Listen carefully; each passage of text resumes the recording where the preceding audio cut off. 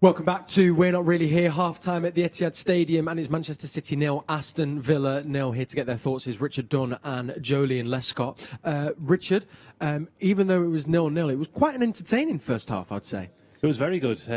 Most teams that come to the Etihad just have a game plan where they'll sit back and they'll try and keep the score down almost. But Villa have a game plan where they know they're going to have to soak up a bit of pressure, but they have an out ball. They have a way where they want to attack Man City, and they've got some really talented players and have caused City some trouble. So for Man City to go on and win the game, they're really going to have to work for it in the second half. It's a big 45 minutes to come. Joleon, what has been the thing that's impressed you most about Villa? Because they really have, as Richard said, turned up as like teams don't really do. I think their organisation, as Richard said, then you can see the game plan is it's structured, the setup, the players are recovering well. And then when they get the ball into areas where Barkley and Grealish and Traore can run, they're just doing that and taking the ball up the field. So in regards to Villa, they'll be very happy going into the half-time with keeping a clean sheet.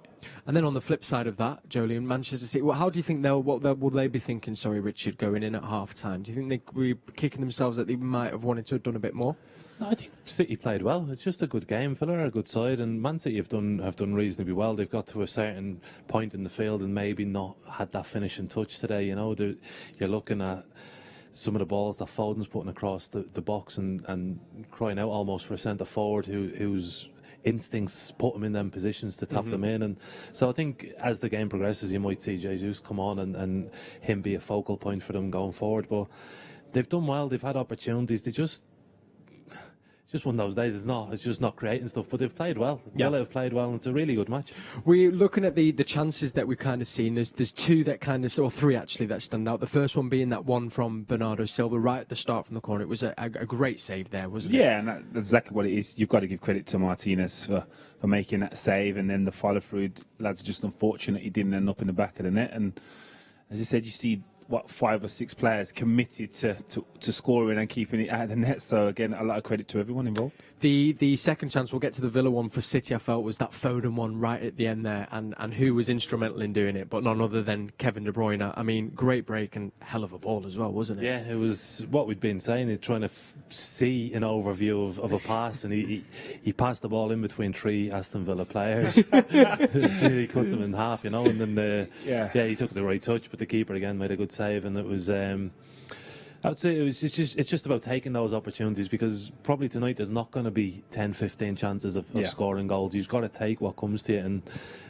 just unfortunately didn't get that one. Off that then, Richard, I guess it's actually quite it'll be good for the City team and players to play a game like this and it not play out how we're used to playing out here at the Etihad. Yeah, and again, you got to give credit to both teams in all aspects.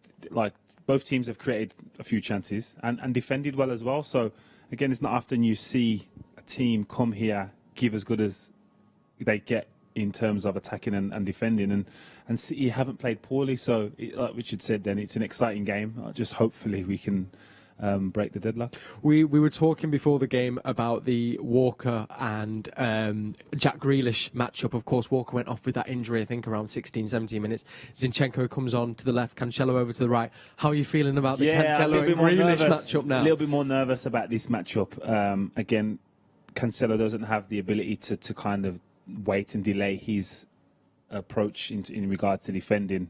Walker can literally just slow himself down and say, I'll match you, where I'm not sure Cancelo has the patience enough to do that. The more continental defending style is, it's all or nothing. Yeah. I'm either going to win this or you're going to go past me kind of thing. There's no, let me jockey you for a little bit. So again, I'm a bit more nervous about that. Hopefully then we'll have Stones or Diaz will be covering it at some point. Moving forward then, were there any other kind of things that you feel City, I know you mentioned that maybe we're crying out for that striker to maybe use his instincts, Richard, but any other areas you think City might be looking to kind of improve on in the second half?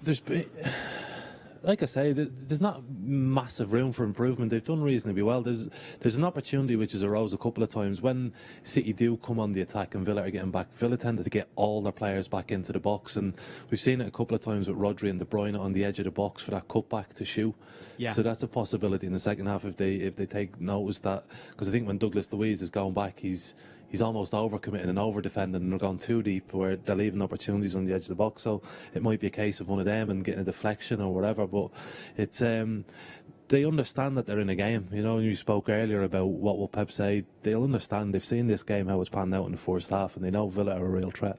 Do you think part of it as well with the Villa team is those 2 weeks off that they've had, Joleon? That maybe like that they've been able to sit there and now they can come and give it all. And for it's not game. necessarily just the fitness. It's just the enthusiasm of being back on the training field and kicking the ball again. That enthusiasm is key as well. Like, we know, yes, they would have benefited from some rest. That may hinder them later in the game and you may be more tired. But in terms of the excitement and enjoyment of actually training and playing and being in this environment again, it would help them as well.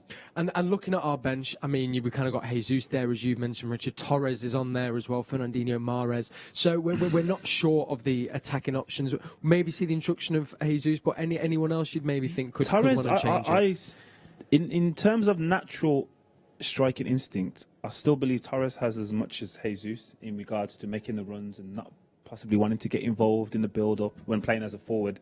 He just can isolate defenders. And I think over the past few years, not just Man City, we've seen strikers do that a lot. Stand offside, just stand there, and then the ball goes wide, and all of a sudden the centre halves can't recover because the wide man's gone past the fullback, and he's onside. So we're not going to get that with no one isolating himself. So again, that may be a thought process for Pep.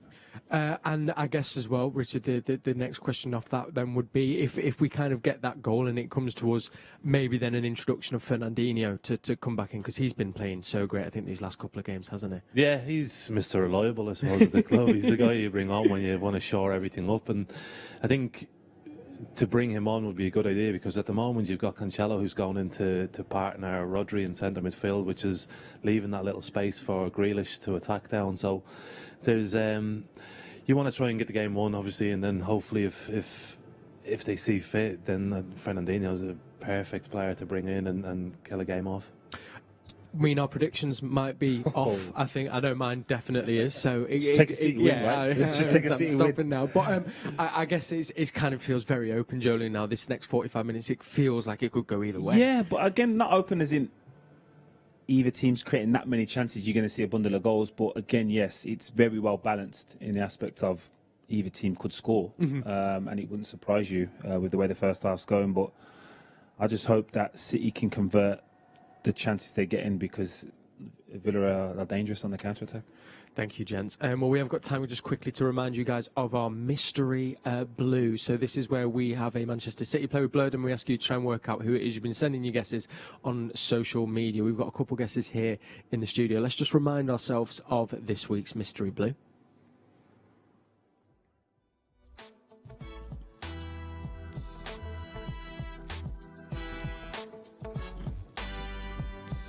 So, Richard, your guess was Danilo, which I think is a good shout.